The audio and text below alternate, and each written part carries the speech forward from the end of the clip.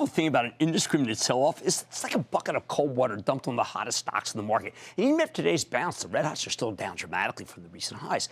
Take one of my faves, Beyond Meat. That's the maker of plant-based burger and sausage alternatives that came public last spring, immediately soared to the stratosphere, climbing to $239 in late July. Okay, that was too high. Before the market turned against turbocharged growth stocks, thing plunged to $71 in December. But then we started getting more good news. McDonald's expanded its pilot program for the we call Merced's burgers in Canada, and the stock got a new lease of life. A couple of weeks ago, Beyond Meat was back at $126. Last week, though, Beyond Meat got pulverized. And it's not just because of the coronavirus. On Thursday night, the company reported what I guess the analysts called mixed results.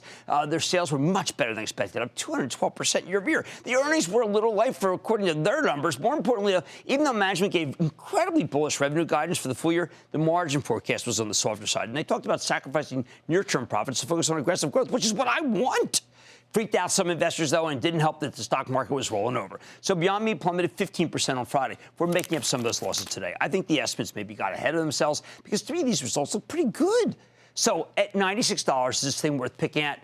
Hey, let's check in with Ethan Brown, the founder, president, and CEO of Beyond Meat, and a real visionary to get a better read on this quarter and his company's prospects. Mr. Brown, welcome back to Mad Money. Thank you so much. Thanks for having me. All right. Now, do we start immediately and eat, or tell us what we have here? Yeah, so these are our breakfast sausage. They'll be coming to retail soon. They're also in a lot of different food service organizations, such as Dunkin', Hardee's, Carl's Jr. Delicious, right? What I love about this product, delivers on our promise of eat what you love, where you love it, but be healthy about it and do something great for the planet. People think, my mom always said, don't talk to your mouth. But it was delicious. Thank you. Not available yet. People think, Ethan, you got a lot of competitors. Ethan, there's just, everyone's gunning for you. You are not necessarily a traditional food company, though. Correct. You are something different. So therefore, they may be gunning against you, but they may not know who they're gunning against. Right.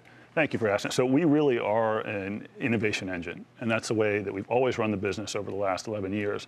We have a core platform across beef, pork, and poultry, and we're constantly innovating to close the gap between our products and the animal protein equivalent. The closer we get, the more and more consumers come into our brand. And so what's happening is consumers are hearing all this information about whether it's the human health implications of high levels of meat consumption or the climate implications or natural resource or animal welfare.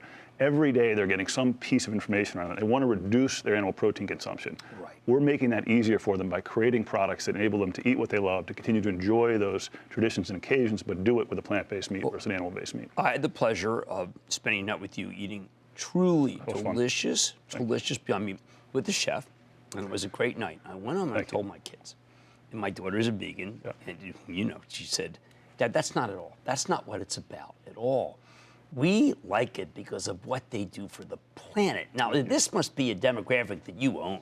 Well, it's great. I mean, so if you look at the 40 and over set, a lot are coming in because of health, whether it's a doctor saying something about the heart or cholesterol, et cetera. But the younger generation is the one that's really exciting. When we go to a college campus, the rooms are packed because there's an idea here whose time has come, and that's that you can separate meat from animals, and in doing so, you create a more sustainable planet and you create something that's healthier for the human body. Now, we're not there yet. You know, we have our Manhattan Beach project in Los Angeles. We're continuing to make things better, but we are getting closer and closer, and that resonates with the consumer. I know McDonald's, I told them, I spoke to them, I said, listen, guys, you're in Ontario. This has got to be every college campus's dream.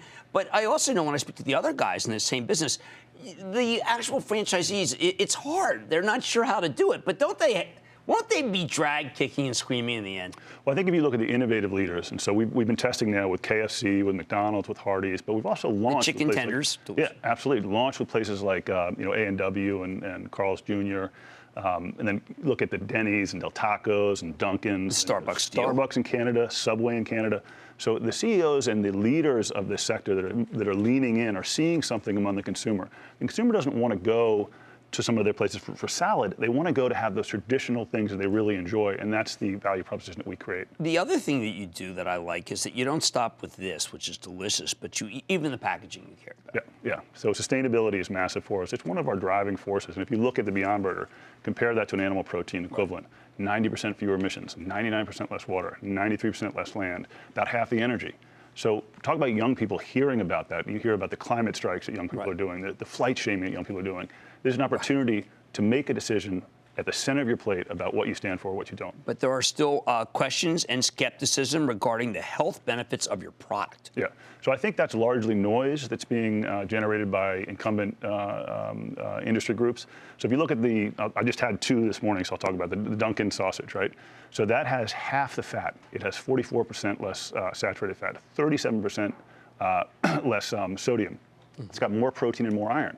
So that's really hard to argue with. It also is absent some of the things you're concerned about in meat, such as heme iron or heterocyclic amines, things like that. So it's an opportunity to have that product that you want to have, but maybe do it in a way that's healthier for your body. Ethan, one of the greatest hits we ever had on Mad Money was a company called White Wave. Yeah. And White Wave is, it was spun off from Dean Foods, but it was almond milk. It was the different kinds of milk.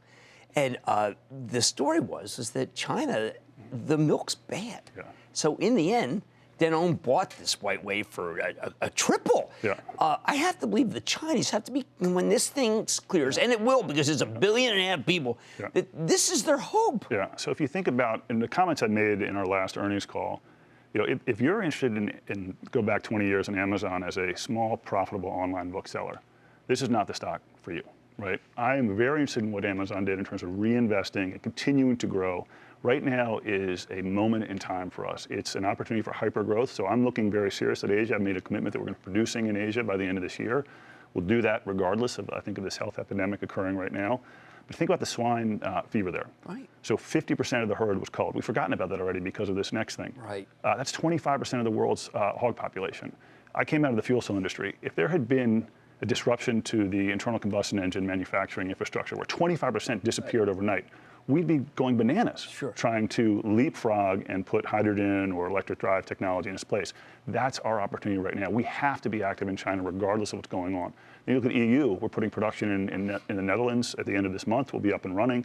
So this is a time of hyper growth. I've ruled out nothing. We're looking, we could potentially make acquisitions in the supply chain or adjacencies. We are doing everything we can right now to grab as much market share as we possibly can. That's the right focus for our business. Yeah, and if it was hurting you, you would be discounting, and you're not. Yeah. I want everyone. This is maybe the most transparent of the food group, but also consumer products. You should read this February 27th deck called Beyond Meat. Go through the conference call where Ethan actually has to defend himself. I don't know why, given the numbers, to analysts who want him to make money now. I want him to win. You can't win by making money now. Ethan Brown, founder, president, CEO of Beyond Meat, BYND. I'll talk to you later. Booyah! Jim Cramer here from Mad Money. Thanks for watching CNBC on YouTube. Click here to subscribe and get the jump on my exclusives with CEOs, plus market news, investing advice, and a whole lot more.